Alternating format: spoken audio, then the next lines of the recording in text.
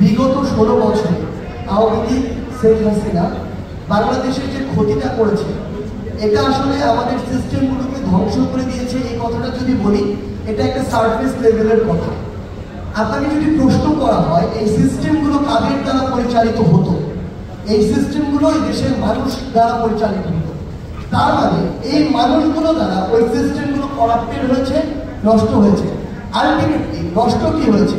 মানুষের ওই মনস্তত্ত্বগুলো নষ্ট হয়েছে, চিন্তা, চেতনা, অভ্যাস বা বিভিন্ন ক্যারেক্টার, এগুলোর পরিবর্তন হয়েছে।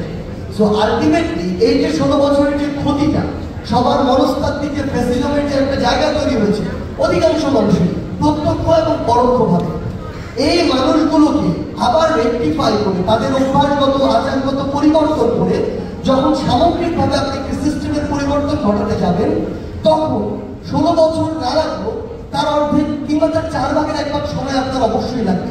এবং সবচেয়ে বড় কথা হচ্ছে, এগুলো মেট্রো রেল না, এগুলো পদ্মা সেতু না, যেগুলো আপনি চোখ দিয়ে দেখতে পাবেন। এই ক্ষতিগুলা এমন অবস্তুগত অদৃশ্য ক্ষতি, যেই ক্ষতিগুলো চোখে দেখা যায় না, কিন্তু এগুলোর ইম্প্যাক্ট অনেক বেশি, অনেক দীর্ঘমেয়াদী। সেই জায়গা থেকে এই ক্ষতিগুলো বের হয়ে আসার জন্য আমরা বিশ্বাস করি আমাদের প্রত্যেকের ব্যক্তিগত জায়গা থেকে নিজেকে সংশোধন প্রয়োজন। আমি যদি সংশোধন হই, ধীরে ধীরে আমার সাথে থাকা ছোট ছোট সিস্টেম, পরিবার হোক, সমাজ হোক, একটি বড় কোম্পানি হোক, একটি রাষ্ট্র, দিন শেষে পুরোটাই ধীরে ধীরে সংশোধন হবে। আমরা বৈষম্য বিরোধী ছাত্র আন্দোলনের পক্ষ থেকে আমরা সরকারের কাছে জানাবো যে সরকারের যে জিনিসগুলো যত দ্রুত সংশোধন করা সম্ভব, তারা যেন সেই পদক্ষেপগুলো নেয়।